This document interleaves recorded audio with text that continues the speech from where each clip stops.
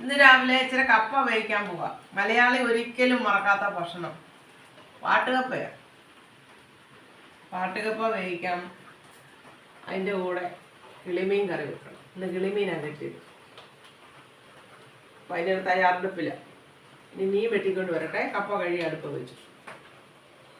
മീൻ കറിക്ക് ആവശ്യമായിട്ടുള്ള വെളുത്തുള്ളി, ചുമന്നുള്ളി, ഇഞ്ചി എല്ലാം പൊടിയായിട്ട് അരിഞ്ഞ് ചേർക്കുക. എല്ലാവർക്കും അറിയാം മീൻ കറി വെക്കാൻ. അറിയാൻ മേലാത്തവരുണ്ട്, അവർക്ക് വേണ്ടിയിട്ടാണ് കേട്ടോ.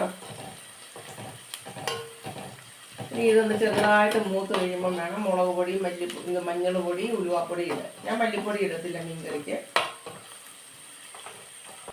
ആ ഉള്ളി ഒക്കെ വഴലുന്ന നേരത്തിന് നമുക്ക് കപ്പയ്ക്ക് അരപ്പിടാവേ. കപ്പയ്ക്കുള്ള ഉപ്പിട്ട് ആവശ്യത്തിന്. ഇനി അതിന് ആവശ്യത്തിനുള്ള തേങ്ങ, പച്ചമുളക്, വെളുത്തുള്ളി, മഞ്ഞൾ പൊടി, ഇത്രയും സാധനം ചതച്ചു. വാട്ടുകപ്പയ്ക്ക് വെളുത്തുള്ളി ഇച്ചിരി കൂടുതലിരുന്നാൽ നല്ല ടേസ്റ്റാണ് കേട്ടോ. ഇനി അത് ആവി വരട്ടെ. അതിനടിയിൽ ഇച്ചിരി വെള്ളമുണ്ട്, നമ്മൾ പ്രത്യേകം വെള്ളമൊന്നും ഒഴിക്കണ്ട.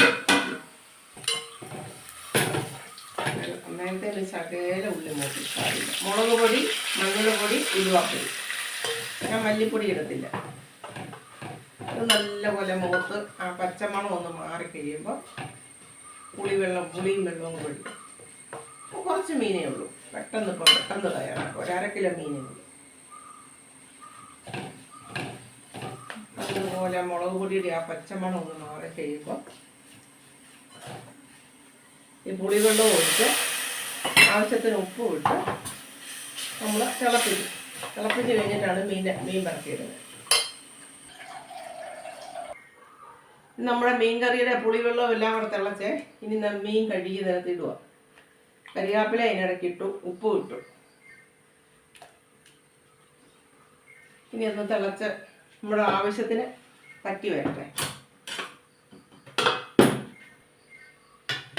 നമ്മുടെ കപ്പ പറ്റി പാകണം. ഇനി അതും കൂടെ നിളക്കാം.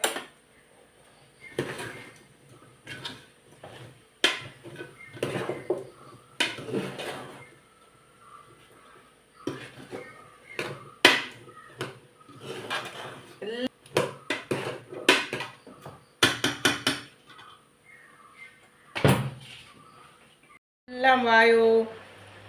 വാട്ടുകപ്പ വേവിച്ചത്, കിളിമീൻ കറി. ഒരിക്കലും ഇത് കാണുമ്പം വായിൽ വെള്ളം വരാത്ത മലയാളികളില്ല.